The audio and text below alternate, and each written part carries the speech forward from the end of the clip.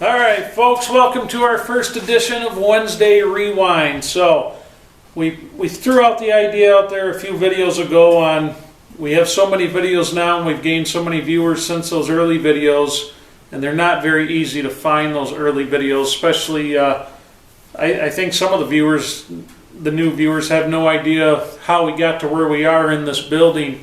So I think it'd be fun to kind of share one or two of those videos every Wednesday. I'll re-release them now.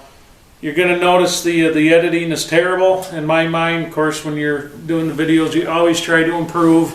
I go back and I was going back looking at some of the older ones, thought, geez, my audio was all off. You guys could really get the wind on a lot of it, things like that. But in one spot in the one video, I'm cussing out the four-wheelers that are racing up and down the road because that's what I do. But now that we're inside, it's not a big deal. So anyway, I hope you guys enjoy it. These are two of the very early timber framing videos. I want to say the third and fourth video in the timber framing vlog that we ran for so long here. I started it off on video number 3 and 4 because the first one was just me talking behind the cell phone camera, kind of shooting it around, saying constantly, things like that. So we kind of skipped over that one, and then the one following that was just a tie beam tenon I was cutting. There was no talking, no explanation. There was nothing but music to it, and I found one spot looking at it, I flopped the music over, reversed the track, so it was playing backwards. That's, like I said, it's funny, you know what I mean? It's really funny when you go back and look at where you were a couple of years ago in your videoing process to where you become, or where you've gotten to, the improvement, and you hope to always be improving. But so anyway, enough of me yakking at you. I hope you enjoy it. Here's the timber frame vlog. We're going to start this off at video number 3 and 4. The reason there's 2 of them in there is because they are so short. What we're going to do with this Wednesday Rewind, we'll go back through the project in sequence, and we're going to make a separate playlist for it. And I guess we'll call it second edition timber frame vlog or something like that. So we're going to do this every Wednesday. So for those of you who've been here for a long time, you've already seen it. You don't have to watch it if you don't want to, but for your new viewers, you may like to see how we got to where we are right now. So anyway, hope you enjoy it, folks, and I'll see you on the next one.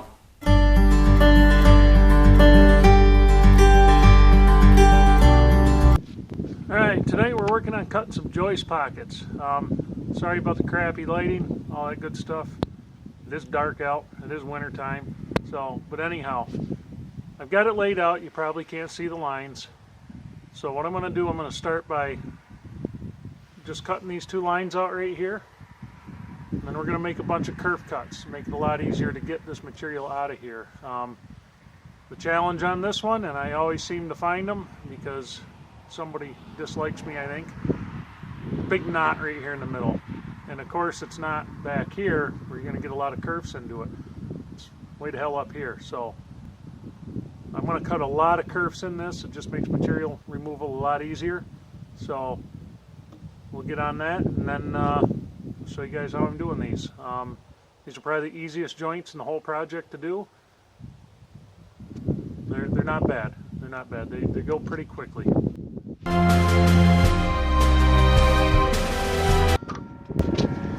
Alright, we've got our 2 lines right here cut. I'm going to get a chisel kerf all the way in the back of this. It'll be a lot easier to see in this lighting, so I don't go over the line. You go over the line, it's going to look like crap because everybody walking in there is going to be able to see it.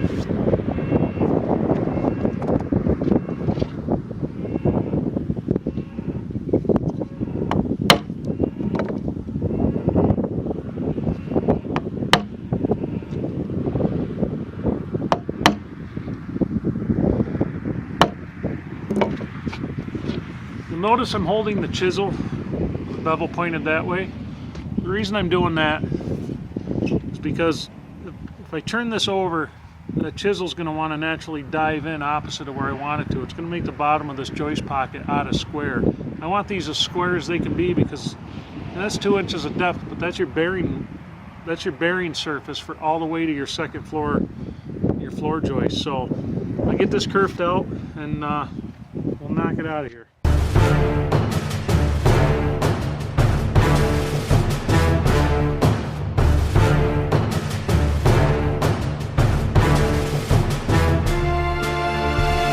Cut a lot of curves in these because it makes it a lot easier to break it out with the chisel. You're not prying too hard on it, you're just wiggling it and it snaps it right off.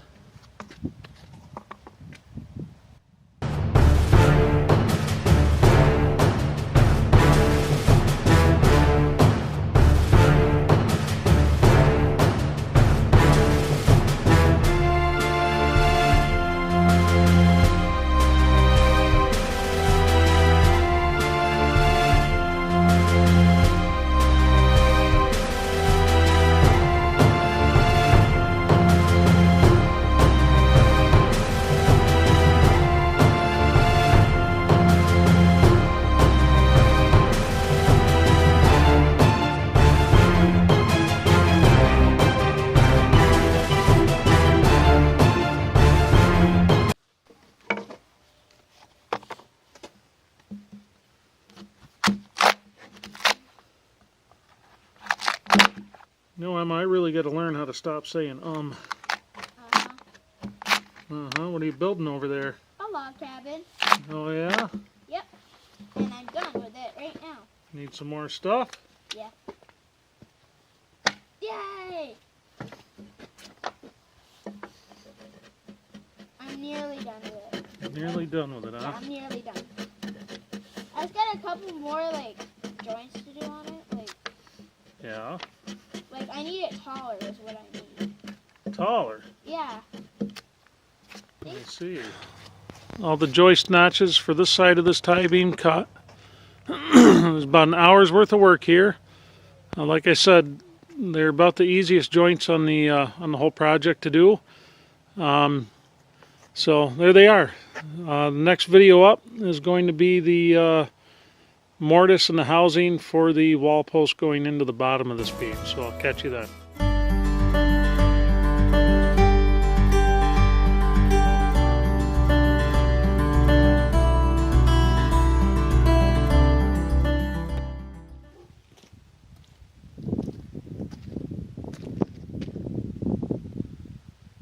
Alright, we're back. Today we're going to be cutting out mortise and mortise housing for the wall post that's going to go in the bottom of this. We're going to lay out our braces. There's going to be 2 braces on this tie beam. We'll cut those in the housings as well. Rule of thumb, your mortise or your tenon thickness is 1/4 of the width of your beam. So this is a 10-inch wide beam. So I need a 2.5-inch mortise and a 2.5-inch tenon to go into it. So we're going to lay this out and we're going to get to work.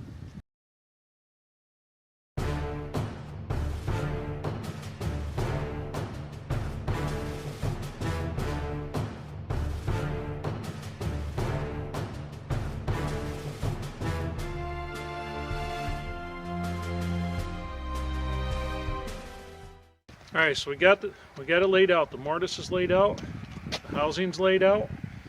Mortise is running this way. So we're gonna get the chain mortiser set up. This is a 7301 Makita chain mortiser. You could buy these used. They're about $1,000, no matter what you do used.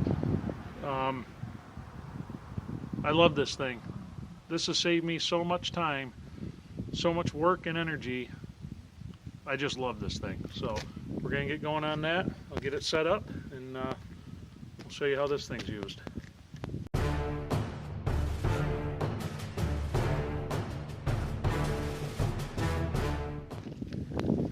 When you're doing your mortises for anything that's going to tie into another beam, you want that mortise a little bit deeper than the depth of that tenon. So you want to have a little bit of room for shrinkage in there. If you put it in tight to the top of that tenon, as your beams shrink, you're going to be lifting things up. You're going to have gaps in there. If you keep a little bit of space, I like to keep about a 1/2 inch in there, you won't run into that, because we're working with green timbers, things are going to shrink. So we'll get this running.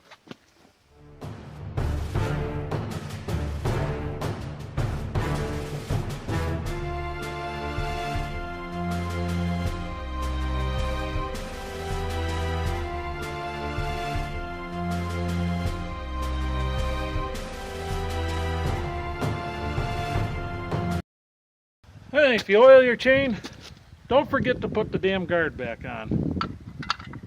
You look real smart when it comes flying off and get your hand or something. So don't be like me, be smart.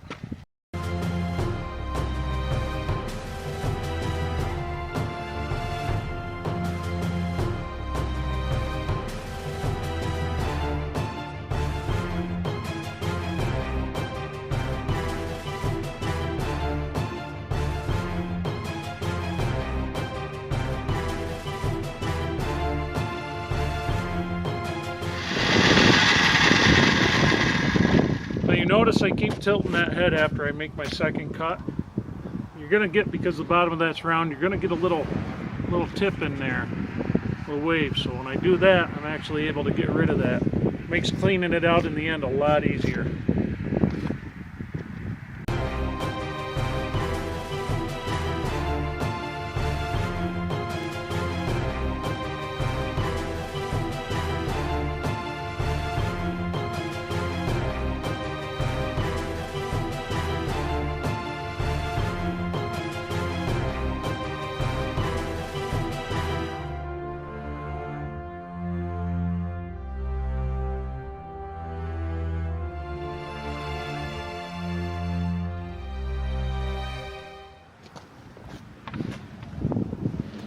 Now if you're going to buy a chain mortiser, if you're looking to go with a Makita, I found this one out of Denmark. It's the best price I could find on it.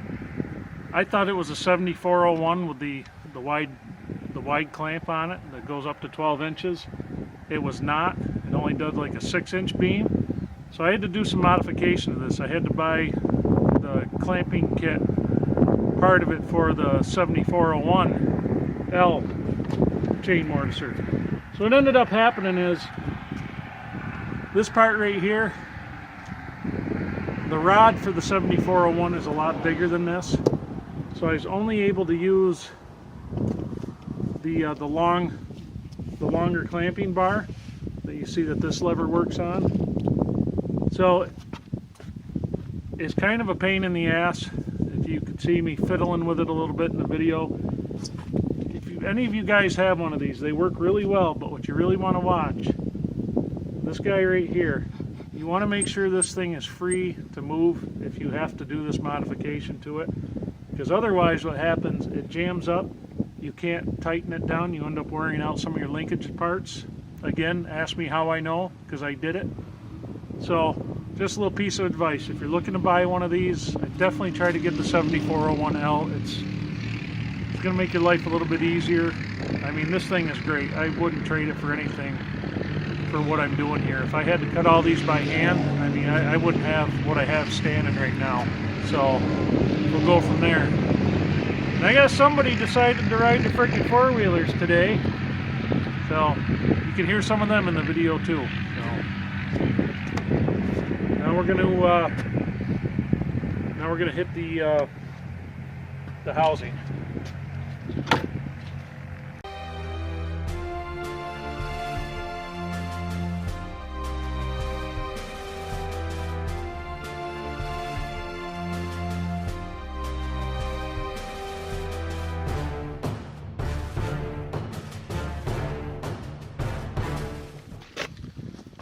So there you have it, guys.